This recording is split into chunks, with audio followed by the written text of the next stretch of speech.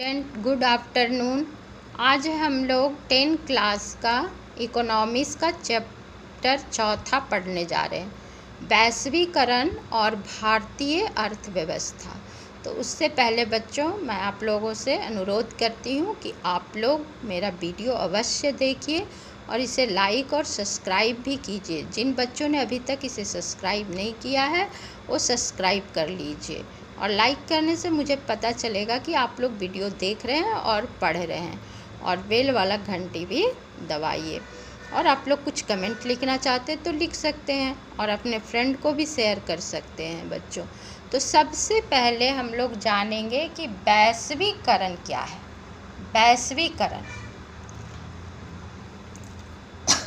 वैश्वीकरण से तात्पर्य विश्व की अर्थव्यवस्थाओं के बीच व्यापार के क्षेत्र में वित्त, उत्पादन, तकनीक और निवेश आदि को लेकर खुले तौर पर पारस्परिक बातचीत एवं व्यवहार करना है। यानी पूरे विश्व के साथ कैसे जुड़ना है, व्यापार के माध्यम से। वैश्वीकरण विदेशी व्यापार एवं निजी और संस्थागत विदेशी निवेशों को बढ़ाता है। यह वास्तव में विदेशी व्यापार पर लगे सभी प्रतिबंधों और बाधाओं को हटाता है। तो आप लोग समझ गए होंगे कि वैश्वीकरण क्या है। विश्व के अधिकांश भाग तेजी से एक दूसरे से जुड़ते जा रहे हैं। यद्यपि देशों के बीच इस पारस्परिक जुड़ाव के अनेक कारण हैं, सांस्कृतिक, सामाजिक, राजनीतिक और आर्थिक। लेकिन इस अध्याय में हम लोग बहुत ही सीमित अर्थ में वैश्वीकरण की चर्चा करेंगे। विस्तार से आप लोग कॉलेज में जब जाइएगा, इंटर में पढ़िएगा। तो हम लोग इसको बहुत ही शॉर्ट जिसको बोलते हैं या संक्षेप में इसको जानेंगे। आप देखेंगे कि इस अध्याय में पोर्टफोलियो निवेश जैसे जटिल मुद्दों को छोड़ दिया गया है। वैश्वीकरण की प्रक्रिया एवं इसके प्रभावों को समझने में उत्पादन का एकीकरण और बाजार का एकीकरण एक महत्वपूर्ण धारणा है। तो इस अध्याय में हम वैश्वीकरण की प्रक्रिया में बहुराष्ट्रीय कंपनियों की क्या भूमिका है उसके बारे में हम लोग जानेंगे, और अनेक ऐसे मुद्दों पर भी इस चैप्टर के माध्यम से बात करेंगे जिसके कारण वैश्वीकरण जो है वो और भी सुगम हो गया है। जैसे कि प्रौद्योगिकी में तीव्र उन्नति हुई है, व्यापार और निवेश नीतियों का उदारीकरण और WTO जैसे अंतर्राष्ट्रीय संगठनों का दबाव। तो प्रौद्योगिकी में उन्नति छात्रों के लिए एक आकर्षक क्षेत्र है, और आप उनको कुछ निर्देश देकर उन्हें स्वतः छानबीन करने के लिए भी प्रोत्साहित कर सकते हैं।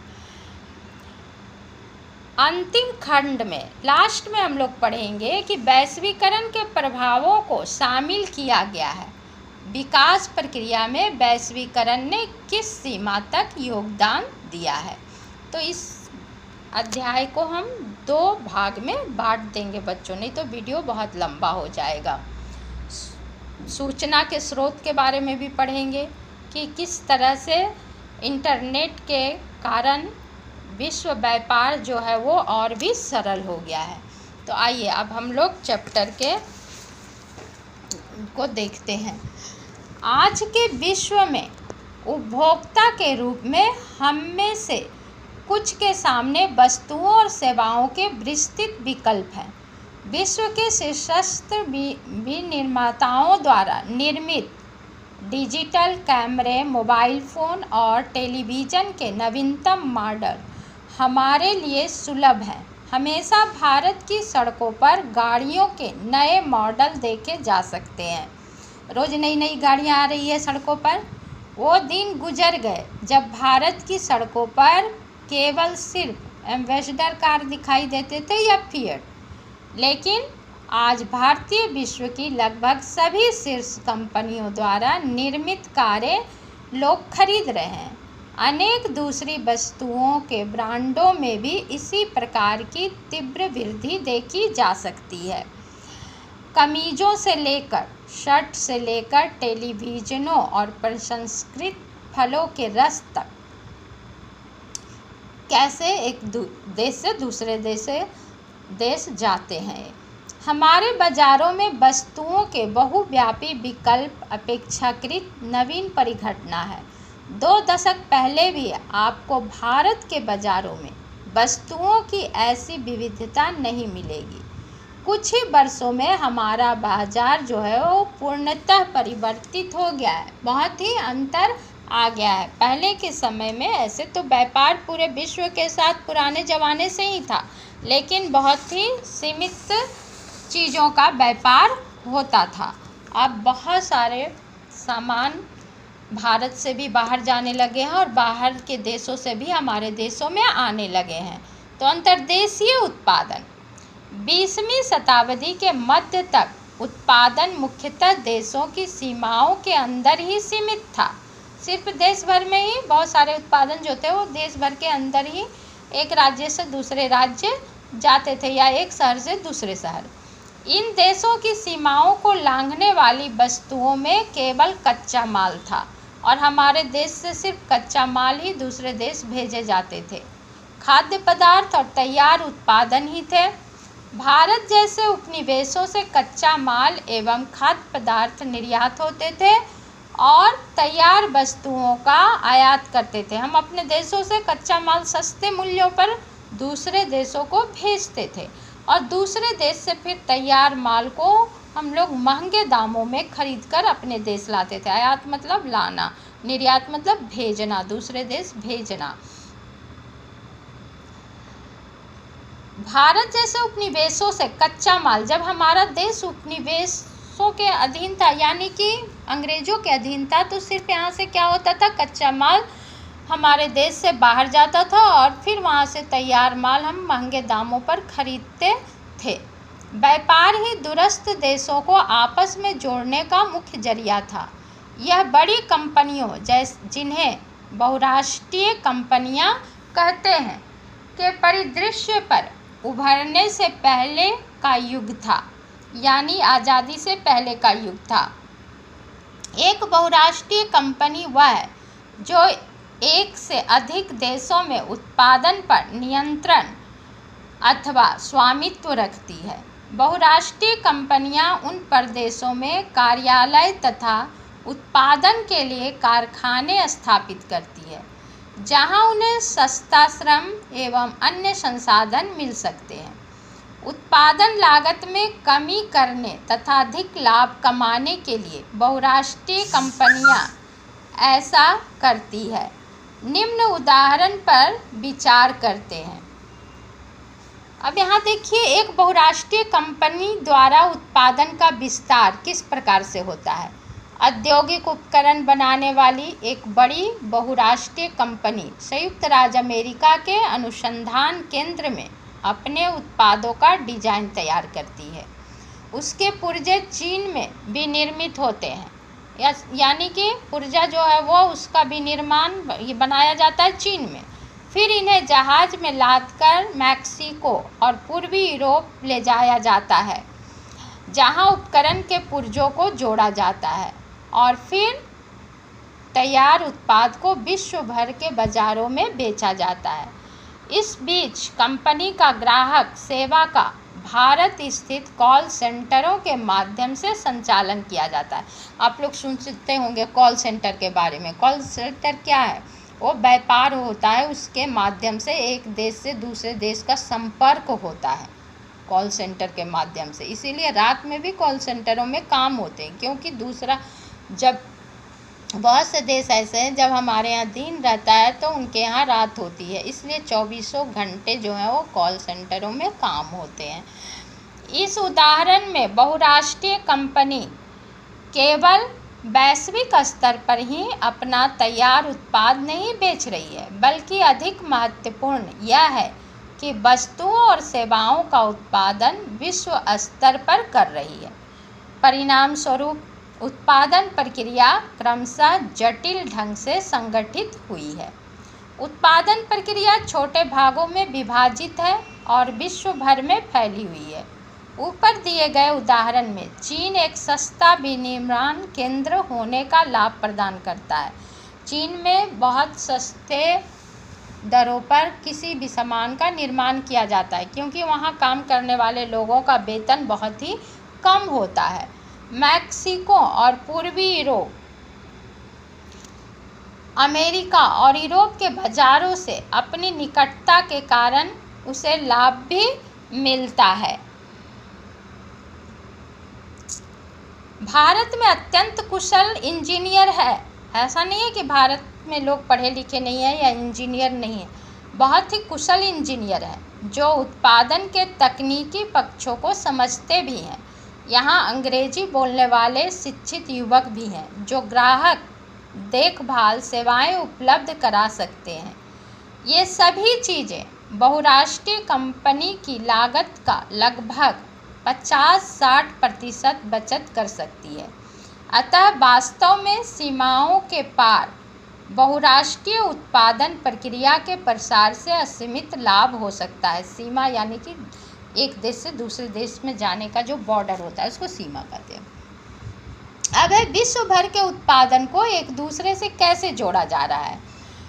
सामान्यतः बहुराष्ट्रीय कंपनियां उसी स्थान पर उत्पादन इकाई स्थापित करती है जो बाजार के नज़दीक हो, जहां कम लागत पर कुशल और अकुशल श्रम उपलब्ध हो, यानी ट्रेंड और अनट्रेंड, और जहां उत्पादन के अन्य कारकों की उपलब्धता सुनिश्चित हो।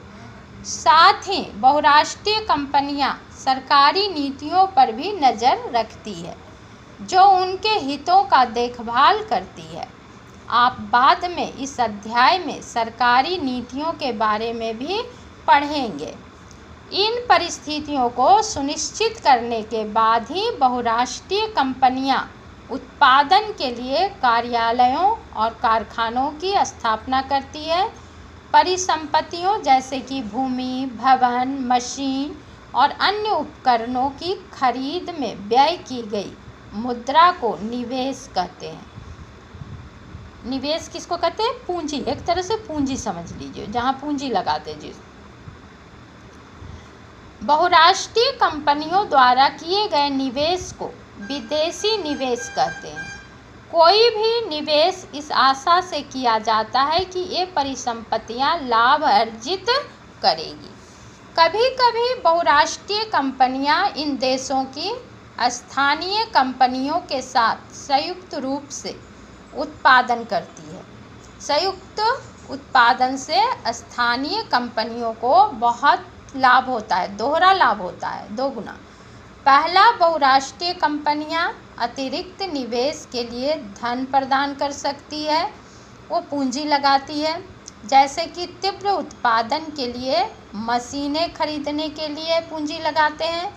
दूसरा, बहुराष्ट्रीय कंपनियां उत्पादन की नवीनतम प्रौद्योगिकी अपने साथ ला सकती है। तो आप लोग देखें बच्चों कि किस तरह से अंतर्देशीय उत्पादन हम लोग देखें, फिर विश्व भर के उत्पादन को एक दूसरे से कैसे जोड़ा जाता है और कैसे पूंजी लगाया जाता है। जैसे कि हम लोग चीन और अमेरिका का भी उदाहरण देखें कि किस तरह से चाइना में सामान क्यों सस्ता मिलता है, क्योंकि चाइना जो है वो बहुत ही सस्ते क्वालिटी का एक तो सामान बनाता है, दूसरे वहाँ काम करने वाले कारीगरों की या काम करने वाले लोगों का वेतन भी बहुत कम है, इसलिए वो कम दरों पर निर्माण करके सामान को बेचता है दूसरे देशों को। लेकिन बहुराष्ट्रीय कंपनियों के निवेश का सबसे आम रास्ता स्थानीय कंपनियों को खरीदना और उसके बाद उत्पादन का प्रसार करना है। अपार संपदा वाली बहुराष्ट्रीय कंपनियां यह आसानी से कर सकती है। उदाहरण के लिए, एक बहुत बड़ी अमेरिकी बहुराष्ट्रीय कंपनी कारगिल फूड्स ने परख फूड्स जैसी छोटी भारतीय कंपनियों को खरीद लिया और ओवरटेक भी करती है। एक कंपनी दूसरे कंपनी को खरीद लेती है। अगर कोई कंपनी घाटे में चल रहा है या नहीं चला पा रहा है उसका मालिक, तो दूसरे कंपनी उसको ओवरटेक कर लेती है। परख फूड्स ने भारत के विभिन्न भागों में एक बड़ा विपणन तंत्र तैयार किया था, जहां उसके ब्रांड काफ़ी प्रसिद्ध थे। परख फूड्स के 4 तेल शोधक केंद्र भी थे, जिस पर अब कारगिल का नियंत्रण हो गया है। अब कारगिल 50 लाख पैकेट प्रतिदिन निर्माण क्षमता के साथ भारत में खाद्य तेलों की सबसे बड़ी उत्पादक कंपनी बन गई है। वास्तव में कई शीर्षस्थ बहुराष्ट्रीय कंपनियों की संपत्ति विकासशील देशों की सरकारों की संपूर्ण बजट से भी अधिक है। ऐसी अपार संपत्ति वाली बहुराष्ट्रीय कंपनियों की शक्ति और प्रभाव पर विचार करें। बहुराष्ट्रीय कंपनियां एक अन्य तरीके से उत्पादन नियंत्रित करती है। विकसित देशों की बड़ी बहुराष्ट्रीय कंपनियां छोटे उत्पादकों को उत्पादन का ऑर्डर देती है, जैसे कि कपड़ा, जूते, चप्पल एवं खेल के सामान। ऐसे उद्योग हैं जहां विश्व भर में बड़ी संख्या में छोटे उत्पादकों द्वारा उत्पादन किया जाता है। बहुराष्ट्रीय कंपनियों को इन उत्पादों की आपूर्ति की जाती है, दूसरे देश भेजे जाते हैं इन सामानों को, फिर इन्हें अपने ब्रांड नाम से ग्राहकों को बेचती है और कोई एक नाम दिया जाता है जो ब्रांडेड होता है। इसके लिए मान्यता लेना पड़ता है, तो ब्रांड के कारण भी कुछ सामान जो है वो महंगे हो जाते हैं। इन बड़ी कंपनियों में दूरस्थ उत्पादकों के मूल्य, गुणवत्ता, आपूर्ति और श्रम शर्तों का निर्धारण करने का प्रचंड क्षमता होती है। इस प्रकार हम देखते हैं कि बहुराष्ट्रीय कंपनियां कई तरह से अपने उत्पादन कार्य का प्रसार कर रही है और विश्व के कई देशों की स्थानीय कंपनियों के साथ भी पारस्परिक संबंध स्थापित कर रही है।